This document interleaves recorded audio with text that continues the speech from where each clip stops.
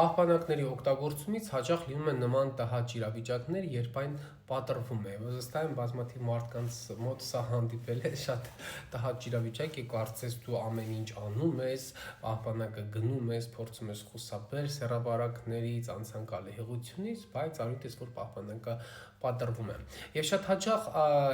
հետևում է այն հարցը, թե արդյոք պահպանակի գինը նշանակություն ունի պահպանակի պատռվելու հարցում։ Ոչ, պահպանակի գինը նշանակություն չունի, պահպանակի ֆիրմեն նշանակություն չունի, բրենդը նշանակություն չունի։ Պատռվում են եւ 150 դրամանոց պահպանակները, պատռվում են եւ 1500 դրամանոց պահպանակները։ Կհնչի հարց, լավ, բայց դեպքում ինչից է կախված։ Ես կարծում եմ երևի թե բախտի բան է։ Մի քիչ ոչ բժշկական է հնչում նախադասությունը, բայց չգիտեմ ինչ ասեմ, բայց կան մի քանի իրավիճակներ, որոնք կարող են նպաստել որոշակի չափով պահպանակի պատռմանը։ Դա հատկապես լյուբրիգելների առատ օգտագործումն է, որը մեծացնելով շփման մակերեսը բարձրացնում է պահպանակի պատռման հավանականությունը։ Ինչպես նաև մեր երկրում շատ ընդունված եւ տարածված իբրև թե սեռավարակներից պաշտպանվելու լավագույն եւ արդյունավետ մեթոդ երկու պահպանակի օգտագործումը։ Սա նույնպես մեծացնում է պահպանակի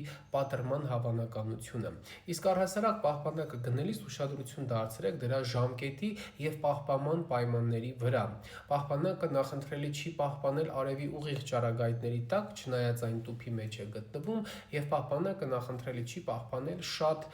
ուրեմն տաք տեղ, իդեմս օրինակ ավտոյի բարդաչոկը հայերեն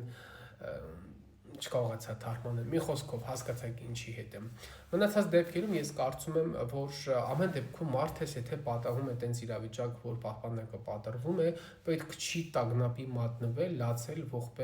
ողբալ եւ տեսարաններ սարքել, ընդհանրապես պետք է սպասեք 3 օր անցնի այդ դեպքից,